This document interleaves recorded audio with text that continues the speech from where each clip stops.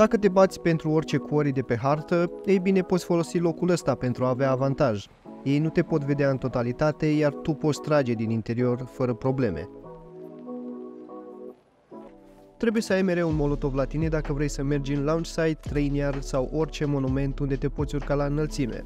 Pentru că, folosind molotovul, poți să cobori împreună cu focul, luând foarte puțin damage de la el. Îți recomand să încerci asta pe servere de creativ prima dată și lucrul acesta funcționează și cu gloanțele incendiare de shotgun, dar serverul nu mă lasă să le craftez. În caz că nu ai un skin pe ușa dublă din metal prin care poți vedea afară, ei bine poți să te uiți prin acest spațiu mic. Este puțin mai greu să vezi fără binoclu sau un zoom de pe armă, dar sigur se vede dacă cineva se mișcă prin fața ușii.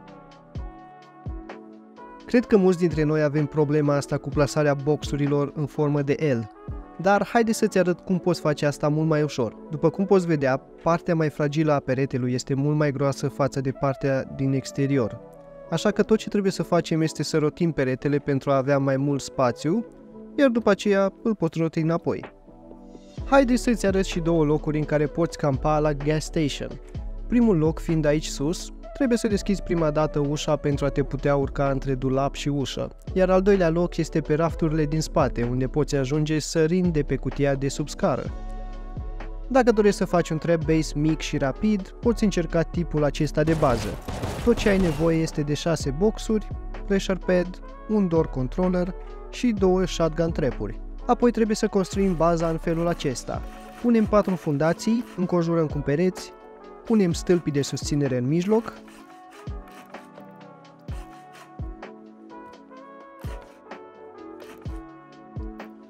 punem rampa,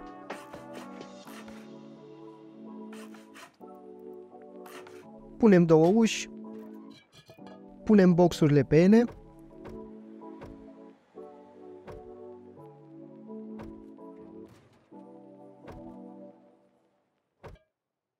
door controllerul, pressure pad-ul, conectăm pressure pad-ul la door controller, apoi punem rampa peste pressure pad. Punem cele 2 shotgun trapuri și cam asta e tot.